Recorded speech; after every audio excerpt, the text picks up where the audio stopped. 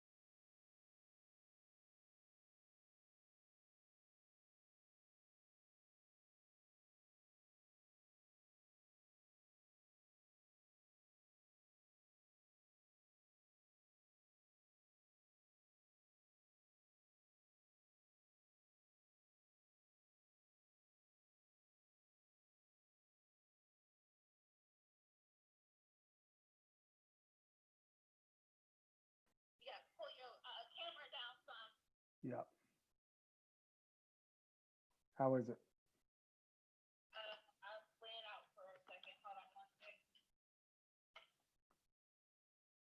Is the voice level good?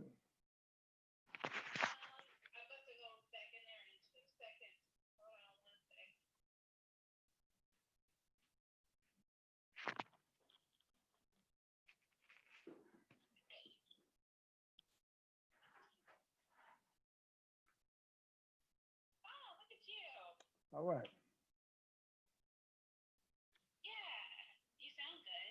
Thank you. Oh, you're looking good as always.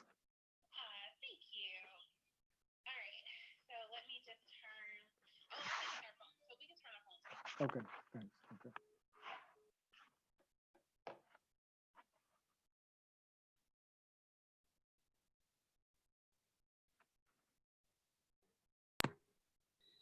All right. So let me just.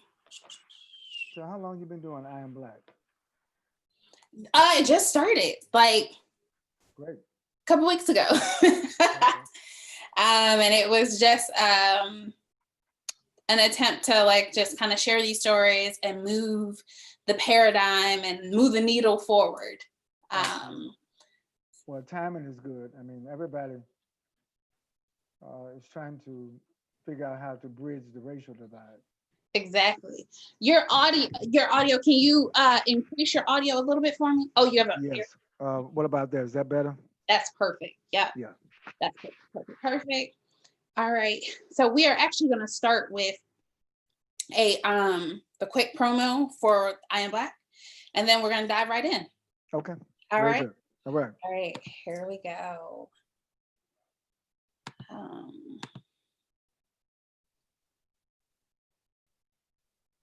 What did I do?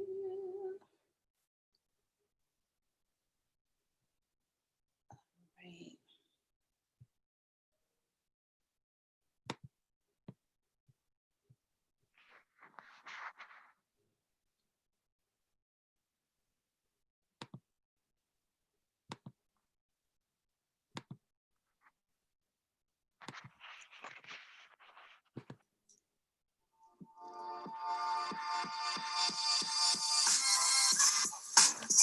I've never seen America so divided in my entire life. I remember as a kid, like parents turned down the music, everybody be quiet. And it's like, well, they can't. It's like literally, it's a process. The vast majority of the general public, no matter your race, we're not criminals. I believe that it's critical for everyone to take a moment to really look outside of themselves and their comfort zone in order to connect with the human experience.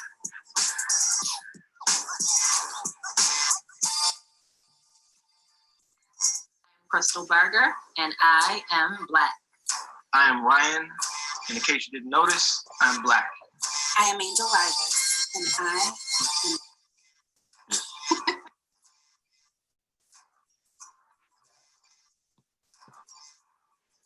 Hello, everybody, and welcome to I Am Black, the pre-event roundup, where I am excited to have civil rights freedom fighter Dr. Benjamin Chavis join us as we prepare to kick off Emancipation Week. Now, as most of you know, Juneteenth or June 19th is recognized as the official date that slavery ended back in 1865. However, nearly 155 years later, the fight still continues. During the early 70s, Dr. Chavis spent 4.5 years in prison for a crime he did not commit. He was later pardoned for the crime nearly 40 years later. However, the time lost wasn't actually lost at all. He used that time to receive his master's degree from Duke University in theology. I would imagine that the chaos of 2020 probably seems more like deja vu than merely a global pandemic. To provide us insights from the past so we can sharpen our strategy for the future, I am honored to have Dr. Benjamin Chavis with us. Welcome to I Am Black. Thank you so much, Angela and Angel. This program is so important. It's timely. I Am Black. And of course, I've seen you in other venues and other situations, you already always on time, on target, Angel. So thank you for giving us an opportunity to speak to you this evening. I bring you greetings from the National Newspaper Publishers Association, the Black Press of America. We represent 230 Black-owned newspapers and media companies across the United States. And of course, these are trying times. I was just listening to the mayor of Atlanta a few minutes ago. The police chief has stepped down. There was another police killing of an unarmed Black man last night in Atlanta.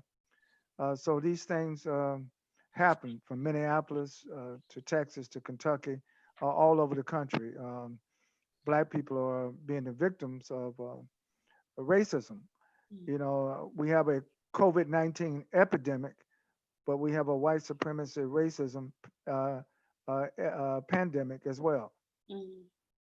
And so with that, like one of the things that I feel like you have been preaching for years is that we need a more worldwide freedom movement.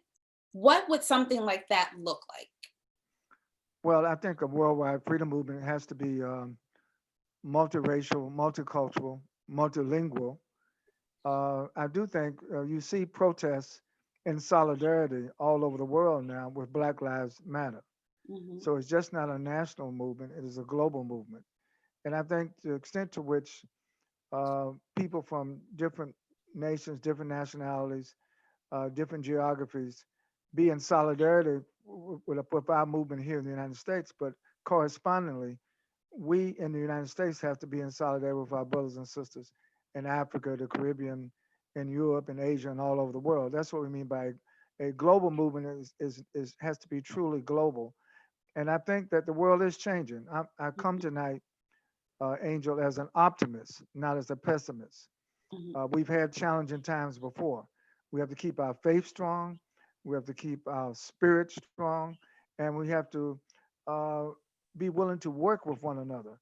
I think sometimes the disunity among us, even some of the petty competition sometimes among some of the organizations, all that needs to be put aside. We need to work together more than we have in the recent past.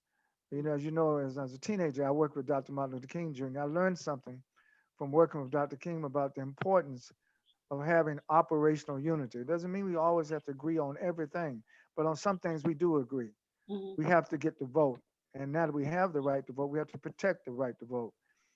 2020 is a major election year. Even though we have this pandemic and even though we have this epidemic, we have to have a record turnout of the Black vote this year. Now, why do you think voting is so important? Now, I mean, I know what you're probably going to say, but recently I was talking to some younger college students and going to be college grads, and they feel like there's no point in voting. They feel like they voted 4 years ago. They felt like their voice was not heard. They almost feel deflated and defeated. So, what are some like words of encouragement and just like knowledge that we can impart upon our younger brothers and sisters to ensure that they don't forget what our ancestors went through to make sure that we had the ability to vote? Right. For Black Americans, the right to vote is not just a right, it's a responsibility to vote. Uh, the right to vote is sacred. The responsibility to vote is sacred. What I mean by that, we only got this right and this responsibility because some people died, some people shed their blood, some people went to jail, some people were lynched, some people were murdered. So we dare not take voting for granted or take it lightly or become too easily frustrated. This is no time for us to walk away from our responsibilities. We should stand up. Now, I want to say something encouraging. Look what is happening now across the nation. We're in Washington, D.C. tonight. People are marching in the street right now while we are on this program. And they're marching in streets in New York and Los Angeles, Houston, Chicago, Detroit, St. Louis, Atlanta, all over the country. My home state of Carolinas, people are marching. And I'm encouraged by that because you see the demographic. It is Black, it is white, it is Latino, it is Asian, it is Native American, it's young and old, but primarily young people. So I'm encouraged by seeing this new youth activism, this new commitment by young people to go out. And even though we're making some progress, we still have a lot more progress to make. So I don't want anybody to get discouraged. I'm glad you asked that question, Angel. We do need to not only encourage one another, but I would say that voting in 2020 will not only help to change the future of America, but change the future of the world in a positive way if we go out. The black vote will be the single most important vote in November 2020. Now, in February, you interviewed Biden, Joe Biden. Yes. And what was one of the things that you would say was your greatest takeaway from your conversation with him?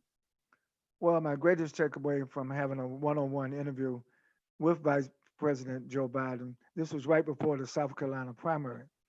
And a lot of people were trying to rule him out, but obviously he won the South Carolina primary. Now he's the Democratic nominee. Well, the takeaway from that interview with Joe Biden was his sense of sincerity and passion. Being from Wilmington, Delaware, he kind of grew up not just in proximity with African Americans, he grew up with African Americans in Delaware. And so his worldview is a worldview of diversity and inclusion. You know, Angel, a lot of people talk about diversity and inclusion, but they don't practice it. If you look at Joe Biden's campaign for president, the campaign staff is very diverse. He's got Sister Simone Sanders and many others playing leadership role. Kamal Marshall is a brother in the campaign staff. So his campaign staff reflects what he wants to see as the future of America. So what I was impressed most about the interview, Angel, was his personal sincerity. When we talked about healthcare, he got to talk about all the struggles that he's had. You know, he lost a son to cancer. He had a tragic accident where a lot of his family members were killed in a tragic accident. So he's had firsthand experience of not only the importance of healthcare, but having not just a sympathy for people, but empathy for those who are at the bottom rung, those in poverty. You know, as an ordained minister, I'm always concerned about the least of these. And I believe that Joe Biden shares that concern. Now, from your, I'm going to say your wide ranging knowledge base, you, as you mentioned earlier, like I believe you were 14 when you started working with the civil rights movement and working under Martin Luther King Jr. And so your fight has been long, it has been extensive, it has been the majority of your life.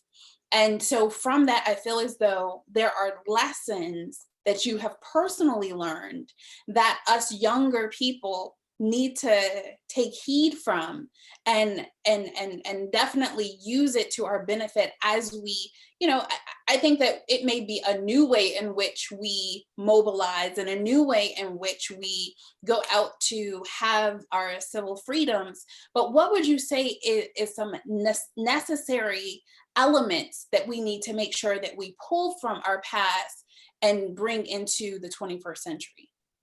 Thank you. There are 5 things, and I'll try not to be long-winded. Number one, we should strengthen our faith in God. Number 2, we have to believe in the strength of having a family. Family matters. Family unity is very important. Third, education. No question about it. Having a good education is a key to your future. And let me say, even after you finish high school, even after you finish college, even after you go to graduate school, your education does not stop. I learn something, Angel, every day. So continuing education is so important, number 3. And then number 4, got to work on the business side, got to work on the economic side. I think that I want to encourage entrepreneurship among our young people. Don't just get a job. One day you want to be the employer, not just the employee. You want to see about the flow of income and the flow out of income in our community. We are a blessed people. We're talented, we're creative, but I do think as I look back over the years, Black Americans need to pay more attention to wealth building, wealth creation. The only way we're going to get ourselves out of poverty is we have to generate enough income to get ourselves out of poverty. Nobody's going to pull us up but ourselves through our own hard work. And then lastly, which is probably the most important thing I've learned in my many years of the struggle, simply this: there will be disappointments, there will be hardships, there will be trying times, there will be trials and tribulations in every life. But one of the things I want to share with you is the fifth point. Don't let ever anybody or anything break your spirit. Your spirit is strong, and you got to keep your spirit strong. When you wake up in the morning, you go to sleep at night, say your prayers, thank God for the day, and wake up the next day ready to make an advancement. Life is relatively short, Angel. So a lot of times we tend to procrastinate, we tend to put off. I think you should learn multiple disciplines. You know, we live in a world where we say, well, I'm going to be good at this. Well, I think you should be good at several things, not just one thing. And that's why education is so important. I started out, I was a chemist when I was a young student, college student, and I went back to school, and because of my calling to the ministry instead of philosophy. But I, you know, every day I learned something. Now I'm over running, helping 230 African American newspapers stay in business. So I've learned different venues, and of course, I'm an OG in hip hop. Also, I'm a strong fan of hip hop culture, and I'm everywhere I go.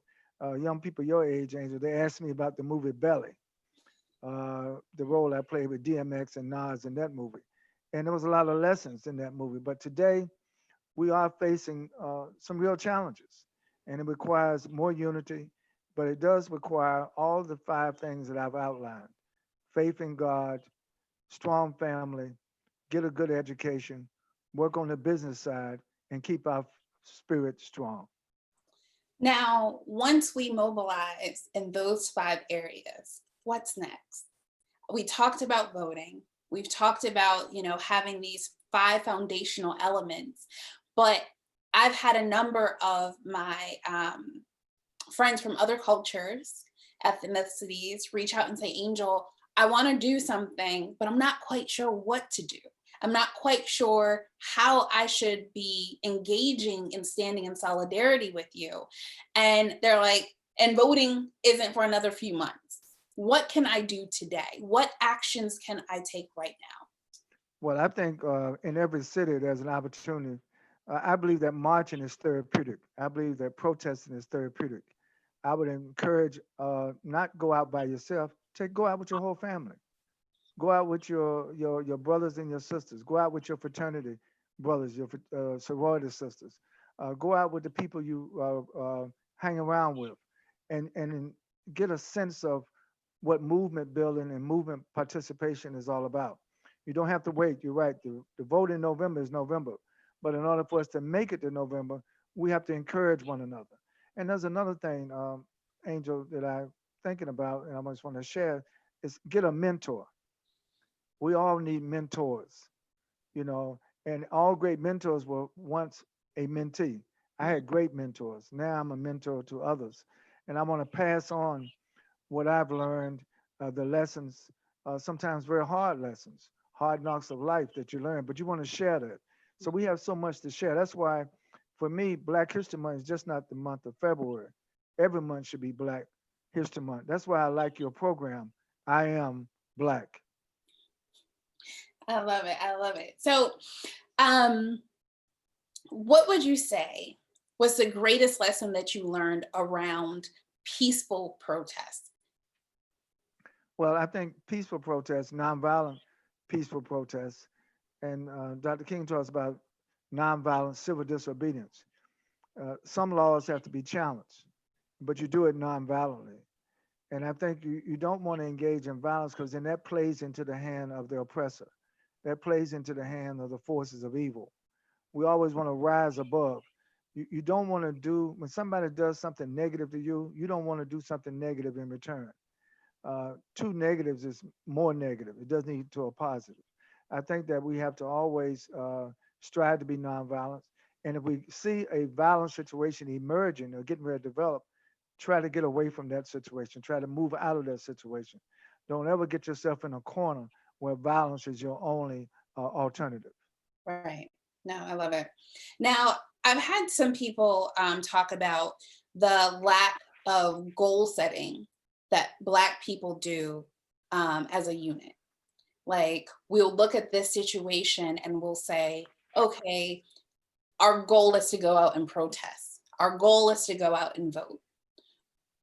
What long-term goals should we be looking at? And how do we start to move towards executing those goals? So for instance, a long-term goal may be changing legislation. What are some things that we need to do to make those things happen? Well, the legislation is on two levels. One at the state level, everybody should be engaged with legislation at the state level. But also in 2020, we now have 54 members of the Congressional Black Caucus. I was so proud with the caucus a few days ago where they just introduced into the Congress, Angel, the Justice in Policing Act, which provides greater federal oversight and federal accountability measures over police departments all over the country. I think that we can't expect the police to police themselves. People have to police the police, the community review boards, disciplinary boards. And I think it should be a requirement that police should have to be able to live in the communities in which they police. A lot of times now the police are an occupying army. They don't live in the communities that they are attempting to serve. And very often there's not service, there's domination. So I think that the whole paradigm with police have to be changed. And you can do that through public policy as well as legislation. Now, when it comes to this huge topic of defunding the police, what are your thoughts on that? Well, I think we have to be careful with our rhetoric. A lot of times when people hear the term defund the police, that means some people think, oh, how we're going to do, we're going to get rid of the police. No, I think a better term is reform the police, reallocate some of the resources that go into police to community projects. So reallocation of those funds is very important. And those reallocation measures are in the current bill that was just introduced into the Congress by the Congressional Black Caucus. So I think our rhetoric has to also match reality. And therefore, because right now, I'm concerned that the whole theme of defund the police will play into the hand of the right wing because they're now campaigning. So you see, those people out in the street, they're trying to get rid of the police. No, that's not why people are marching to get rid of all the police. We want the police to stop murdering our people. We want police to treat us with dignity and respect. We want to end to racial profiling. We want to end to racial motivated police killings of our people. And we want justice. We want freedom and equality, not just for Black people, but for all people. But right now, we're disproportionately impacted by the negativity, by the deadly enforcement of racially motivated police action. So that has to be changed. But I'm so thankful. If you look out who's in the streets marching, Angel, a lot of people who are non-Black are joining those marches. That's critically important. I think it's very important that you have a multiracial, multi-ethnic, multilingual coalition that fights for freedom and justice and equality for all people. Now, for me, when I think of the reallocation of resources, that's to me that's a more appropriate way of saying defund the police, right? Right, because when you say defund, okay, what are you going to fund? So that's what I'm saying. So we have to be careful that we are not just approaching things from a deficit. You got to approach things from what is an asset? What are our assets? How do we gain more assets in our community? And so to that point, I feel like there is going to be an enormous mental health crises. If you think about, one of my questions is, when people are recording these killings, what counseling is being offered to the public? Not only as a whole, we're watching it, but what about the people who are literally right there in the midst filming these things? And they, whether it's through a gun or through, choking somebody out, that leaves a dramatic. I think, yeah, I'm glad you raised the question about mental health. First of all, before the pandemic of COVID-19, things were not normal. Mhm. So when I hear people say, "Oh, we want to get the new normal, we're going to go back to where it was," no, that was the old abnormal, and I want to make sure we don't go now to a new abnormal. Mhm. Um, Mental health, you have to understand, just the victims of white supremacy, yes, we need some mental health counseling. But I would also say strongly that the perpetrators of white supremacy need mental health counseling also, because it is not right uh, to look down on another person, the color of their skin, and take their life because you don't value their life because of their pigment of their skin. Now, to me, that is a mental health issue. I think white supremacy is a mental health issue. So I think that the whole of our society needs better mental health, Angel. I think, and one of the things that we should work on is modeling out what it means to live in a multiracial society, in a society that practices diversity and inclusion. A lot of the Fortune 500 companies right today don't have any people of color in their C suites, in their executive suites. Mhm. That's a problem, and yet uh, blacks and Latinos, we spend trillions of dollars in the economy every year, the American economy, but yet that's money that flows out of our community is not reinvested back in our community. So the whole thing about economic justice and economic equity is something that we also have to pay a lot of attention to. Do you think that more Black people are aware and kind of woke to the idea of keeping the economic flow of money within their communities now, or do you still think that we're kind of oblivious to that? I think there's an increase in our consciousness about the importance of supporting black owned businesses. There's an increased consciousness. I can see it working with black owned newspapers every day. It's so gratifying to see brothers and sisters from the community that support to keep our businesses open. And of course, with the economic turn down now with COVID-19, a lot of black owned businesses are having a real tough time just making ends meet. But I do believe, to answer your question, Angel, overall, there has been an increased consciousness. I would say, let me put it this way, an increased black consciousness, like your program, I'm Black. That's a forthright, proactive statement. It's not nothing about being defensive, but it is to affirm who we are and to love who we are, not to be ashamed of who we are. Because once was a time, Angel, in our community, if you call somebody black, you were gonna have a fight Mhm. because they thought it was something negative. So the terms we've used, the narrative has changed, and I think the narrative will continue to change to the extent to which we have stronger black consciousness. I love it. I love it. Now, why do you think the death of George Floyd ignited what we are seeing today? I think the tragic police murder of George Floyd that was caught on videotape, that 8 minutes, 46 seconds, is an indelible image now in the mindset of millions of people, not only in America, but all over the world. And it's shocking. It's terrible that sometimes we have to have something shocking to wake us up and to keep us woke. Mm. And certainly there's a tipping point now, an inflection point, where I think the reason why people are still marching, you know, 15, 16, 20 days after the incident is because we don't want to go back to the old abnormal. And we want to change the current abnormalities into something more normal, something more just, something more equitable. So I think that videotape was very, very important. And I'm going to tell you, it was almost 30 years ago we had the videotape of Rodney King in Los Angeles. Everybody knew that the Los Angeles Police Department was brutalizing black people in Los Angeles. But until that videotape Mhm. was caught, then people got an increased consciousness.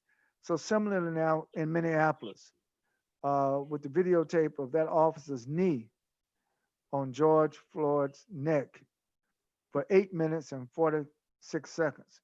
We not only heard him cry out, I can't breathe, I can't breathe, cry out for his mama, cry out for his life, begging for his life. And yet the officer casually had no intention of lifting his knee. And so the video caught his life leaving his body. And that's why people are upset. And I don't think people are going to ever forget it, not in our lifetime. I still remember the image of Emmett Till on the front page of Jet magazine in the 1950s. He was brutally murdered, young brother, 14, 15 years old from Chicago, went down to Mississippi. And they brutally beat him because someone said he had whistled at a white woman. And thankful that Mrs. Mobley, Emmett Till's mother, refused to close the casket. They didn't want to open the casket, but they had to open the casket because his face was so mutilated. And when Jet magazine put his picture on the front page of Jet magazine, oh, it was shocking. It was painful. It was hurtful. But you know what? It inspired the civil rights movement to get its act together. And I believe, similarly, the sight of what happened to George Floyd is inspiring and encouraging people to stand up and speak out in ways that they have never done before in this country. Yes. Now, last question for you. You were pivotal, if not the main force behind the Million Man March a couple decades ago now. 25 years. This is the Yeah. 25th anniversary of the Million Man March. October the 16th, 1995, the Honorable Mr. Louis Farrakhan called for the march. I'm an ordained minister in the United Church of Christ at the time.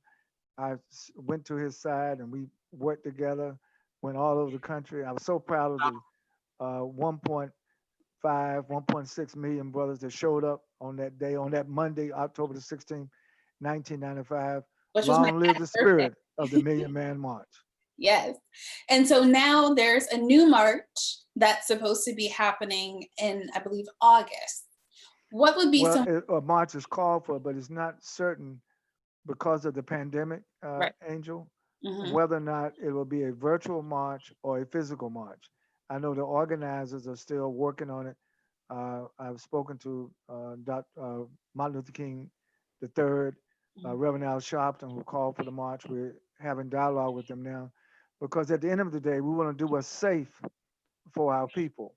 We want to do what is put us in the best place to move forward. And we don't want to do anything that will cause people to increase the spread of this deadly COVID-19 virus, Angel, right now that's having a disproportionate, deadly impact on Black communities across the country. Mm-hmm. No, and I've lost family to it. I had a girlfriend who lost her father-in-law yesterday to it, and the mother-in-law has it, and the niece has it, and the brother has it. So it's definitely something that is not, gone. And I think we definitely need to pay attention to COVID because it still exists. One last question for you. When it comes to moving forward, when it comes to not allowing the old normal or the old abnormal to become our new normal again, what is absolutely necessary? Well, I think that's a very good question. There's not one single thing to answer that question, but let me share with you what the perspective is. The narrative of the relationship between Blacks and whites in America is changing. And the reason why it's changing, it is because of Black Lives Matter. It is because of the activism of our young people, but it's also because of the wisdom of our elders. We want to make sure that there's an intergenerational consideration, that is intergenerational involvement. That's why, as I began the program, I'm optimistic. What gives me not just a false sense of hope, but a real sense of hope is to see people not just marching, but behind those masks, people are smiling, their eyes are bright. Yes, there's a lot of sorrow, but also a sense of determination. And I think that those forces, those evil forces that try to suppress the activism, that try to suppress this moment in history. I think they are failing. I think all the polls show that young people today, Angel, are less prejudiced than their parents or their grandparents. Mhm. They view the racial divide as something that we can bridge, not something we can just widen. And so I would like to say, as we conclude, that we all have to participate. Just don't be a witness to history. Help to shape the history. If we don't know what the future is going to be, it's our responsibility to make that future come into being. You know, when Dr. King said, I have a dream, it wasn't just a distant dream that was not fulfillable. We've seen a lot of what Dr. King talked about come into reality. In 2008, the first African American President Barack Obama went to the White House. Some people thought they would never live to see that. And I believe that there are other vistas, there are other mountains to climb, there are other challenges to overcome. And I just want people not to lose hope. The God of our liberation, the God of our justice, is not going to leave us alone. And so I believe in uh, providence, providential. I think what we are witnessing in America and what we're witnessing all over the world is within God's providence. But I think that because we have a faith, we're supposed to practice our faith. And I would like to see more heaven on earth in our lifetime and less hell on earth in our lifetime. Amen to that. Now, just out of curiosity, have you heard any talks of like a process for if you come across a situation where there's police brutality taking place in your site and you're filming? Anything? I feel like, you know, when you think back to when I was a kid, you were told if you're on fire, you stop, drop, and roll. You knew what to do. You had that process, that 1, 2, 3. What is possible, you know, as a 1, 2, 3 process for police brutality? If you're a Well, you know, bystander. I'm a life member of the NAACP. I would like to encourage everyone to join the NAACP. There are over 2,000 branches all over the United States. If you haven't joined the NAACP, everybody should join. And then, as a parent and as a grandparent, we have to have a discussion. I do with my own kids, and I'm sure you probably do it with your children, Angel, when they come age to drive. We have to tell our people, and our young people in particular, how to avoid having a negative interaction with law enforcement. You know, if they pull you over, don't argue. Keep your hands on the steering wheel. But what we've seen with some of these videotapes, even when you do what is right, even when you try to comply with their commands or demands, too many of our lives are still taken unjustly. So that's a conversation that is now, I know, in every Black family, the parents and the elders are having with their young people because they don't want anything to happen to them. Mhm. You know, we have driving while Black, jogging while Black, breathing while Black. And so we have to pay attention. We have to be on guard. Never let your guard down. But I do believe that we're not going to go back to days of old. I think we're reshaping the future of America. As we reshape the future of America, we are reshaping the future of the world. Awesome. Thank you so much for being with me today, Dr. Chavis, one of the original civil rights freedom fighters. It's truly been a pleasure. Your insight and your wisdom is truly, truly remarkable and appreciated. And it's necessary in order for us to be able to look at what has worked in the past to get us to where we are so that we can move forward in our future. So thank you so much for being with us. Well, thank you, Angel, and continue to do the good work that you're doing. And I really like the theme of your show. I'm going to have some of our newspapers to cover your show. Awesome. You know, I Am Black. I love it. I love that title. Thank I Am Black. I love it. Thank you so much. Actually, can you do that one more time saying, I am Dr. Benjamin Chavis and I am Black? Go. I'm Dr. Benjamin F. Chavis, Jr. I am Black. Awesome. Thank you so much. And thank you at home for joining us today. Definitely make sure that you check out our broadcast on Friday, Juneteenth, our Juneteenth special. It's a 2-hour special that will be airing on YouTube. You can access it by going to iamblack.org and clicking live stream on the 19th at 7 p.m.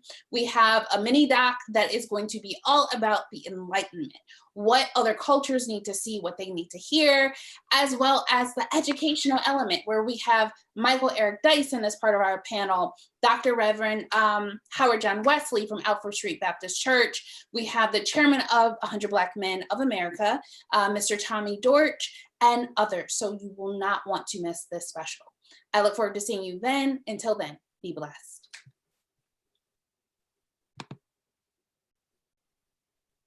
Thank you, thank you, thank you. All right, thank you, Angel. All right, I will follow up with you, okay? Okay, absolutely. All right, awesome. Thanks again. All right, bye. Bye-bye.